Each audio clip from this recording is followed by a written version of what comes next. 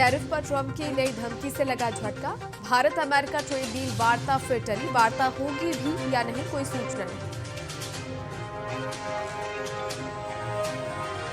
प्रत्यक्ष कर संग्रह में 9% का उछाल, आंकड़ा पहुंचा 18,38,000 करोड़ के पार। रिफंड में आई 17% की गिरावट।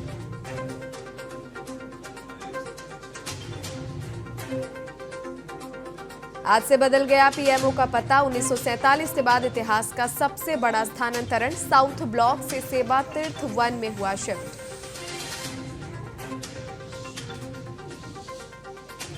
लखनऊ के जेएमयू में धर्मांतरण का आरोपी डॉक्टर रमीज का मिला पीएफआई लिंक। लाखों के फंडिंग का खुलासा। दिल्ली उत्तराखंड में कई जगहों पर छापेमारी जारी।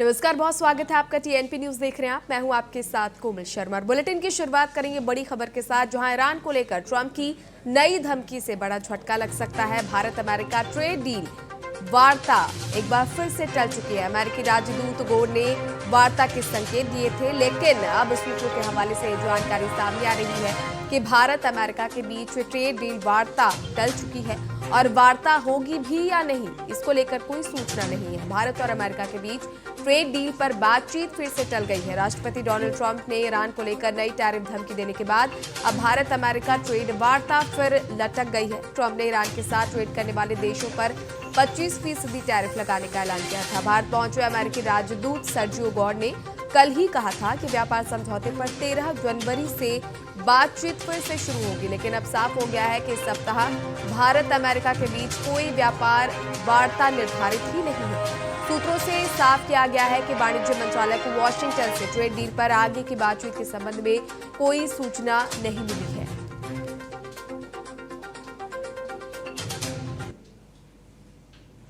लखनऊ के केजीएमयू में धर्मांतरण मामले ने अब तूल पकड़ लिया है। महिला आयोग की उपाध्यक्ष अपर्णा यादव ने कुलपति पर आरोपी को बचाने का आरोप लगाया। वहीं रमीज मलिक के संदिग्ध फंडिंग और पीएफआई कनेक्शन की पुलिस जांच में चौंकाने वाले खुलासे हुए, जिससे प्रशासन और डॉक्टर अब आमने सामने हैं। केजीएमयू परिसर में महिला आयोग की उपाध्यक्ष अपर्णा यादव और बीजेपी कार्यकर्ताओं के पहुंचने से भारी हंगामा हो गया, क्योंकि आयोग ने कुलपति सोनिया नित्यानंद और जांच कमेटियों पर धर्मांतरण के आरोपी रमीज मलिक को संरक्षण देने का आरोप लगाया। आरोपी रमीज फरारी के दौरान कई डॉक्टर्स के संपर्क में रहा और उसने फरारी काटने व महंगे वकील करने के लिए लाखों रुपए का फंड जुटाया। और इस बीच एक बड़ा अपडेट सामने आ रहा है, जहां यूपी में बिजली कनेक्शन लेना अब सस्ता हो गया है। यूपीपीसीएल ने नई बिजली की दरें जारी कर दी है। 2800 रुपए में सिंगल फेस स्मार्ट मीटर लगेगा। पहले वसूली की गई राशि रिफंड होगी। उत्तर प्रदेश में नया बिजली कनेक्शन लेना अब काफी सस्ता हो गया है। यूपी पावर कॉर्पोरेशन ने नई कॉस्ट डाटा बुक लागू कर दी है। अब ग्राहकों को मात्र 2800 रुपए में सिंगल फेस स्मार्ट मीटर मिलेगा। पहले इसकी कीमत 6016 रुपए थी। 1 और 2 किलोवाट का कनेक्शन अब 3198 रुपए में मिलेगा और पहले ये 6400 रुपए में मिला करता था। नियामक आयोग के मुताबिक पहले वसूली की गई राशि अब ग्राहकों को वापस की जाएगी। सूत्रों के अनुसार 3.5 लाख उपभोक्ताओं से 116 करोड़ की अतिरिक्त राशि वसूली की गई है, जो कि वापस या बिल में समायोजित की जाएगी। यूपी में बिजली कनेक्शन लेना अब और भी सस्ता हो गया है। विदेश मंत्री डॉक्टर एस जयशंकर ने ब्रिक्स 2026 लोगो लॉन्च पर कहा कि ये थीम क्षमताएं मजबूत करने, इनोवेशन और सतत विकास पर जोर देती है। लोगो में परंपरा और आधुनिकता के साथ सभी ब्रिक्स देशों के रंग शामिल है, जो एकता और विविधता का प्रतीक है। इसके साथ ही उन्होंने बताया कि ब्रिक्स इंडिया वेबसाइट पारदर्शिता और जानकारी साझा करने का साझा मंच बनेगी। Underscores the importance of strengthening capacities, promoting innovation, and ensuring sustainable development for the benefit of all. The logo that we unveiled today reflects this approach. It combines elements of tradition and modernity, and the petals incorporate the colors of all BRICS member countries, representing unity in diversity and a strong sense of shared purpose. The logo conveys the idea that BRICS draws strength from the collective contributions of its members while respecting their distinct identities. The BRICS India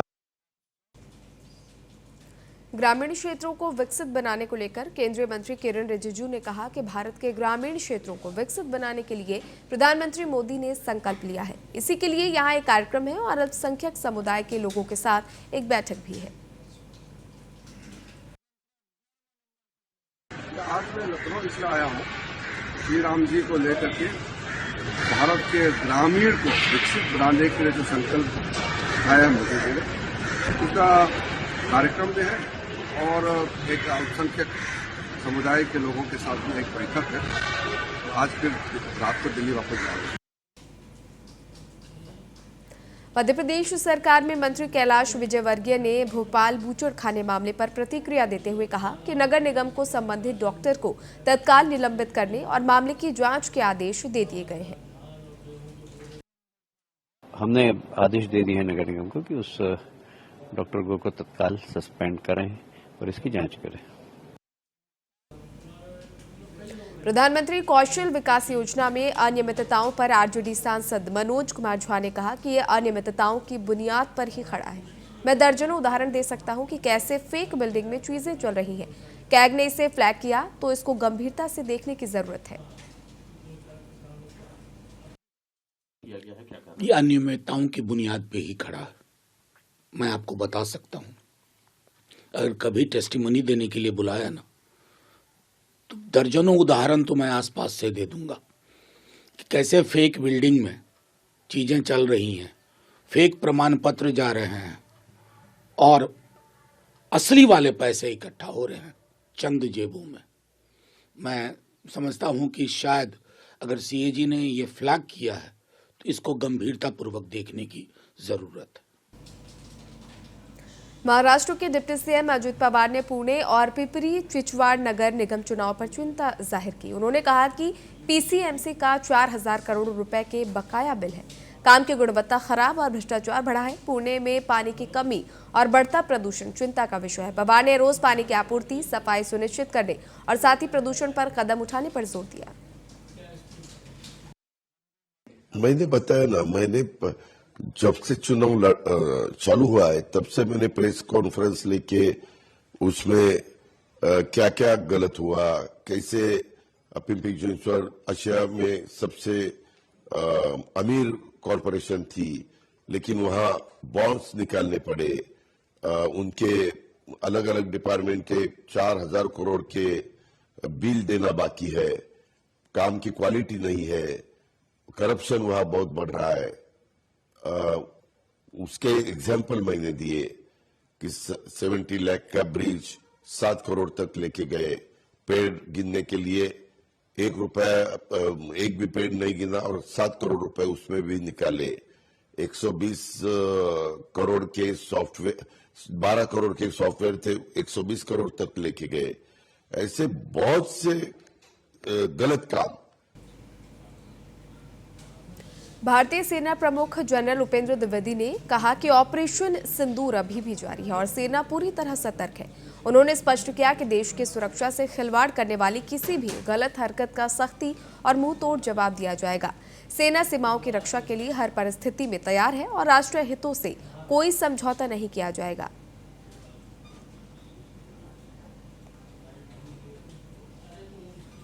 अमेरिकी राष्ट्रपति Donald Trump के बयान पर कांग्रेस नेता TS Singhdeo ने कहा कि Trump की कार्यशैली अत्यधिक आपत्तिजनक है। वे जिस प्रकार की बातें करते हैं और खुलेआम दबाव बनाकर काम करने की कोशिश करते हैं वो गलत है। ट्रंप जी की कार्यशैली अत्यधिक आपत्तिजनक है। वो जिस प्रकार की बातें करते हैं और जिस प्रकार का खुलेआम दबाव बना के काम करने की कोशिश करते हैं, ये किसी स्थिर अंतर्राष्ट्रीय व्यवस्था का हिस्सा नहीं हो सकता। और वो बोल रहे हैं तो सुनना पड़ता है। दूसरी बात यह है कि अगर ऐसा हो रहा है तो फिर हमारी सरकार कैसे उस स्थिति से उभरेगी। हम ये उम्मीद करेंगे कि उन विकल्पों को उनने तलाश लिया होगा कि मान लीजिए ईरान से अगर आप सौदा करने की स्थिति में नहीं रहते हैं तो क्या, और करते रहते हैं तो क्या। 25% टैरिफ ट्रंप जी ने और अगर लगा दिया तो ये 50 के ऊपर 25 है क्या। और इस बीच एक बड़ी जानकारी सामने आ रही है, जहां दिल्ली के पश्चिम विहार में ताबड़तोड़ फायरिंग हुई है। जिम के बाहर फायरिंग से सनसनी फैल गई। घटना के बाद हमलावर ने पोस्ट कर धमकी भी दी है। खुद को लॉरेंस बिश्नोई का समर्थक बताया। दिल्ली के पश्चिम विहार इलाके में उस समय सनसनी फैल गई जब एक जिम पर अज्ञात हमलावरों ने ताबड़तोड़ गोलियां चला दी। ये घटना RK fitness by Rohit Khatri gym के बाहर हुई, जहां बाइक सवार बदमाशों ने अचानक फायरिंग कर मौके से फरार हो गए। इस वारदात में किसी के घायल होने की सूचना नहीं है। घटना के कुछ ही देर बाद सोशल मीडिया पर खुद को गैंगस्टर बताने वाले रणदीप मलिक नाम के गैंगस्टर का एक पोस्ट वायरल हो गया, जिसमें इस फायरिंग की जिम्मेदारी ली गई। पोस्ट में मलिक ने खुद को लॉरेंस बिश्नोई का समर्थक बताया और साथ ही कहा कि लॉरेंस का दुश्मन मेरा भी दुश्मन है। साथ ही पोस्ट में जिम संचालक को धमकी देते हुए कहा गया कि यह फायरिंग अनिल पंडित यूएसए ने करवाई है। हालांकि पुलिस अब इस मामले की जांच कर रही है। जिम के बाहर फायरिंग का ये मामला है और घटना के बाद हमलावर ने पोस्ट कर धमकी भी दी है। खुद को लॉरेंस बिश्नोई का समर्थक बताया है। घटना के बाद से पुलिस अलर्ट मोड पर है। मामले की जांच की जा रही है।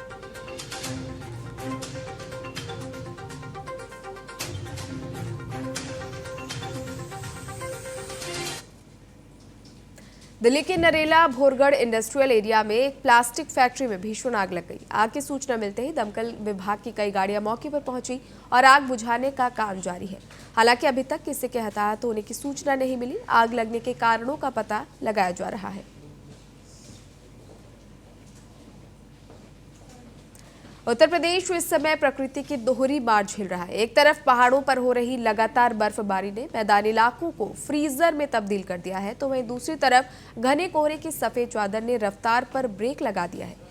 बरेली में तापमान 3.8 डिग्री सेल्सियस तक लुढ़क गया, जो शिमला और मनाली जैसे ठंड का एहसास करा रहा है। हालातों की गंभीरता का अंदाजा इसी बात से लगाया जा सकता है कि चित्रकूट में कड़ाके की ठंड की चपेट में आने से 2 लोगों की मौत हो गई है। वहीं मौसम विभाग ने गोरखपुर, जौनपुर, बस्ती समेत प्रदेश के 25 जिलों में रेड और ऑरेंज अलर्ट जारी किया।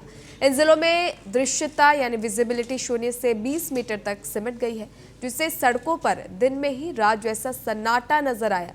प्रशासन ने नोएडा, गाजियाबाद, आगरा, मेरठ और बिजनौर समेत कई जिलों में अगले आदेश तक स्कूलों को बंद रखने का निर्देश दिया है। बदायूं के कूड़ा नरसिंहपुर स्थित मेंथा फैक्ट्री में दम घुटने से 3 सिक्योरिटी गार्ड्स की मौत हो गई।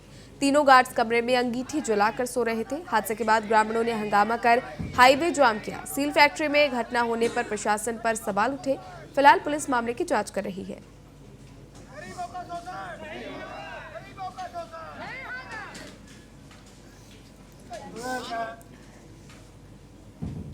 कानपुर के बेल्हौर में गौकशी का सनसनीखेज मामला सामने आया। ये घटना सिंह वाहिनी मंदिर के पास की बताई जा रही है। गौकशी की खबर मिलते ही इलाके में तनाव फैल गया। वीडियो सोशल मीडिया पर वायरल हो गया, जिस पर हिंदू संगठनों ने प्रदर्शन किया। वह इस मामले में लापरवाही के आरोप में पुलिस कमिश्नर ने बेल्हौर इंस्पेक्टर समेत 4 पुलिसकर्मियों को निलंबित कर दिया। फिलहाल पुलिस ने गौकशी के मामले में 8 आरोपियों पर मुकदमा दर्ज किया है और इलाके में तनाव की स्थिति को देखते हुए क्षेत्र में भारी पुलिस बल तैनात किया गया है। आज यहाँ पर बिल्हौर में बड़े तादाद पर गौवंश के अस्थियां यहाँ पर प्राप्त हुई। एक लंबी साजिश, एक लंबी योजना के तहत गौमांस का व्यापार किया जा रहा है और जिन लोगों ने इस व्यापार को लगातार जारी रखने का काम किया, जिनने इस घटना को अंजाम दिया और जो लोग इसके समर्थक हैं, चाहे वो जनता के बीच में हो और चाहे शासन और प्रशासन के बीच में, उन सभी पर कार्रवाई सुनिश्चित करने की मांग को लेकर के यहाँ पर कार्यकर्ताओं ने आज थाने को घेरा है। मैं शासन और प्रशासन दोनों लोगों से यह कहना चाहता हूं कि अभी इस रात से लेकर के 48 घंटे तक उन लोगों की जिनके नाम इस घटना में आ रहे हैं उनके ऊपर कार्रवाई की जाए। ये देखिए, ये एक वीडियो प्रसारित हुआ जिसमें कि कुछ प्रतिबंधित पशु के अवशेष दिखाए जा रहे थे, तो तत्काल यहाँ पे हम लोग ने अधिकारियों ने यहाँ भ्रमण किया है। तो ऐसा प्रतीत होता है यहाँ पर डिस्पोज करने का प्रयास किया जा रहा था। काफ़ी मात्रा में प्रतिबंधित पशु की हड्डियाँ हैं और खाले भी हैं और यहाँ पर काफ़ी जनाक्रोश मथुरा में पिछले साल 28 दिसंबर को अनीता नाम की महिला की हत्या मामले में पुलिस ने बड़ी कार्रवाई की है। पुलिस ने मुठभेड़ के दौरान आरोपी पति और उसके दोस्त को गिरफ्तार किया।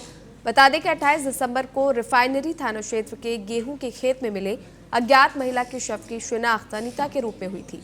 पुलिस की जांच में पता चला कि पति राकेश और उसके दोस्त ललित ने मिलकर पत्नी अनीता को गला घोंटकर मौत के घाट उतार दिया। राकेश ने दूसरी शादी कर ली थी और पत्नी से लगातार कलेश चल रहा था। देर रात बरेली हाईवे बाईपास के पास पुलिस के साथ हुई मुठभेड़ में ललित के पैर में गोली लगी और राकेश ने आत्मसमर्पण कर लिया। फिलहाल पुलिस ने दोनों आरोपियों को गिरफ्तार कर लिया है। साथ ही मोटरसाइकिल, तमंचा और कारतूस बरामद किया है। 28/12/2025 को थाना रिफाइनरी क्षेत्र अंतर्गत एक महिला की डेड बॉडी मिली थी। इसके सफल अनावरण के लिए थाना हाईवे की पुलिस ने काफ़ी सोशल मीडिया के माध्यम से तथा अपनी मुखबिरी व अन्य तरीके से इसकी शिनाख्त की, जिसकी शिनाख्त अनीता नामक के रूप में हुई। अनीता की शादी राकेश नामक व्यक्ति से हुई थी तथा राकेश व इसका एक मित्र ललित, इनके द्वारा इस हत्या को कारित किया गया था। इसमें बरेली बाईपास पे पुलिस मुठभेड़ में ललित नामक व्यक्ति जो कि घायल हुआ, जिसकी गोली लगी है, तथा इसका पति, मृतका का पति राकेश, उसकी अरेस्टिंग की गई है मौके से तथा इनके कब्जे से एक मोटरसाइकिल, एक तमंचा 315 बोर, एक खोखा कारतूस व 2 जिंदा कारतूस बरामद किए गए। बढ़ते आगे, जहां चीन द्वारा कश्मीर के शेक्सगाम घाटी पर दावा करने पर लद्दाख के उपराज्यपाल कविंद्र गुप्ता ने कहा कि पूरा कश्मीर हमारा है। विदेश मंत्रालय ने इस पर संज्ञान लिया है। इस प्रकार की कोई भी हरकत को बर्दाश्त नहीं किया जाएगा। चीन को समझना चाहिए कि ये 1962 का भारत नहीं है, ये 2026 का भारत है। देखिए, कश्मीर हमारा है और सारे का सारा है। मिनिस्ट्री ऑफ एक्सटर्नल अफेयर ने इस पर संज्ञान लिया है। कोई भी इस प्रकार की हरकत को बर्दाश्त नहीं किया जाएगा। अरुणाचल प्रदेश पर भी जो ये पहले इस प्रकार की बातें करता रहा है, तो चाइना को ये समझना चाहिए 1962 का भारत नहीं है, 2026 का भारत है। बिहार के राज्यपाल आरिफ मोहम्मद खान ने कहा कि वो मानते हैं कि मकर संक्रांति हमारा बहुत महत्वपूर्ण त्योहार है। ये त्योहार जीवन की गतिशीलता, जिसको महसूस भी ना किया जाए और परिवर्तन आ जाए, उसका प्रतीक है। इस मौके पर वो सभी को बधाई देते हैं। ये त्योहार जीवन की गतिशीलता और ऐसी गतिशीलता जिसको महसूस भी न किया जाए और परिवर्तन आ जाए, उसका द्योतक है। इस मौके पे मैं आप सभी को, बिहार वासियों को, देशवासियों को बहुत बहुत बधाई देता हूं और मालिक करे कि आने वाला साल, आने वाला समय पूरे देश के लिए बहुत ही मंगलपूर्ण। बिहार के मुख्यमंत्री नीतीश कुमार की समृद्धि यात्रा पर बिहार सरकार में मंत्री दिलीप कुमार जायसवाल ने कहा कि बिहार विधानसभा चुनाव से पहले सीएम नीतीश कुमार प्रगति यात्रा पर निकले थे। यात्रा में उन्होंने जनता से संवाद किया और प्रशासन को दुरुस्त करने का काम किया था। बिहार विधानसभा चुनाव के पहले बिहार के लोकप्रिय मुख्यमंत्री श्री नीतीश कुमार जी प्रगति यात्रा पर निकले थे और प्रगति यात्रा में उन्होंने जनता के साथ संवाद और शासन तंत्र को चुस्त दुरुस्त करने का काम किया था। और प्रगति यात्रा के दौरान उन्होंने जो भी योजनाओं की घोषणा की थी, उस योजना को 15 दिन के अंदर कैबिनेट की बैठक बुला करके और वित्तीय व्यवस्था करने का काम किया और उस योजना की शुरुआत भी हो गई। तो एक तो मुख्यमंत्री जी करीब 20 वर्षों से प्रत्येक वर्ष इसी दिसंबर जनवरी माह में यात्रा पर निकलते हैं और इनका जनता के साथ संवाद और जनता के जो समस्या है उनको सुनने का, उनको देखने का मौका मिलता है। तो प्रगति यात्रा में जितनी योजना की घोषणा हुई, एक तो उसके विकास, उसके कितने काम धरातल पर उतरे हैं, उसकी समीक्षा करेंगे। साथ साथ बिहार कैसे समृद्ध हो, मजबूत हो। बिहार के मुख्यमंत्री नीतीश कुमार की समृद्धि यात्रा पर जेडीयू सांसद संजय कुमार झा ने कहा कि मुख्यमंत्री पहले भी यात्रा पर जाते रहे हैं और जब वे लोगों से सीधा संवाद करते हैं तो पॉलिसी बनाने में सुविधा होती है। विश्व हिंदू परिषद के राष्ट्रीय अध्यक्ष डॉक्टर प्रवीण तोगड़िया का सीतापुर के पंजाबी धर्मशाला में भव्य स्वागत किया गया। मीडिया से बातचीत में उन्होंने बांग्लादेश में हिंदुओं पर हो रहे अत्याचार पर चिंता जाहिर की और साथ ही कहा कि भारत सरकार से कूटनीतिक दबाव बनाना अब जरूरी है। उन्होंने मांग की है इसे लेकर। उन्होंने कहा कि बांग्लादेश में हिंदू आबादी 30% से घटकर 8% रह गई, जो गंभीर चिंता का विषय है। बंगाल में निरंतर हिंदू पर अत्याचार, पाकिस्तान बना तब आज का बंगाल पूर्व पाकिस्तान था, तब 30% हिंदू था, अत्याचार के साथ घटकर 8% हिंदू रहा है। और आज का बांग्लादेश भारतीय सैनिकों के खून पसीना से बना है। यह नमक हराम सुधर नहीं रहे हैं। भारत सरकार बांग्लादेश पर दबाव बनाए। बांग्लादेश का नमक भारत से जाता है, सॉल्ट काफी मात्रा में चावल जाता है, और गंगा ब्रह्मपुत्र का पानी भारत में जाता है। तीनों बंद कर देंगे तो घुटनों पर आ जाए। भारत सरकार को बांग्लादेश के हिंदुओं के लिए दबाव बनाना चाहिए। उन्नाव के लालपुर गांव में Yadav bakery and sweet house पर गुजिया खाने के बाद पैसे न देने को लेकर विवाद हो गया। आरोपियों ने दुकानदार सत्यम, सुखबीर और शिवम पर हमला कर मारपीट की। इस मारपीट में सुखबीर गंभीर रूप से घायल हो गया। मारपीट का वीडियो अब सोशल मीडिया पर वायरल हो गया है। वायरल हुआ वीडियो में आप देख सकते हैं घायलों को अस्पताल में भर्ती करवाया गया है और पुलिस मामले की जांच कर रही है।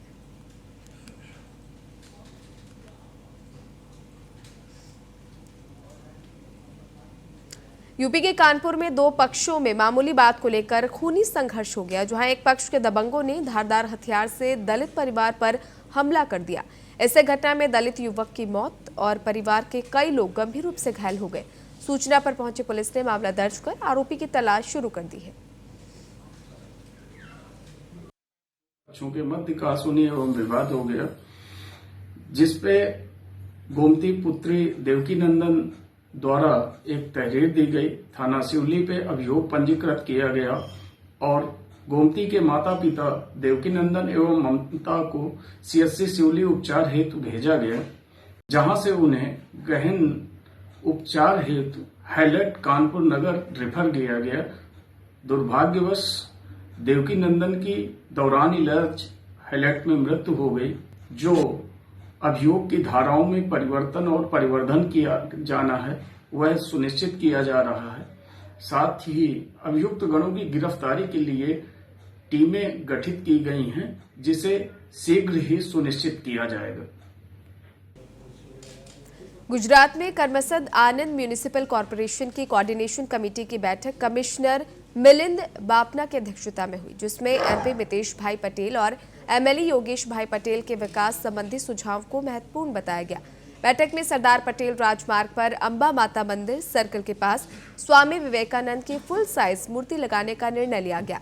इसके अलावा कन्वेंशन सेंटर, झीलों का विकास, सड़कों, overbridge, street light, sewerage, storm water line और साथ ही पर्यटन सुविधाओं से जुड़े कई जनहित प्रस्तावों पर चर्चा की गई, जिन्हें शीघ्र पूरा करने के निर्देश जारी किए गए। और इसी के साथ फिलहाल के लिए इस बुलेटिन में इतना ही। ताज़ा अपडेट्स के लिए बने रहिए टीएनपी न्यूज़ के साथ। नमस्कार।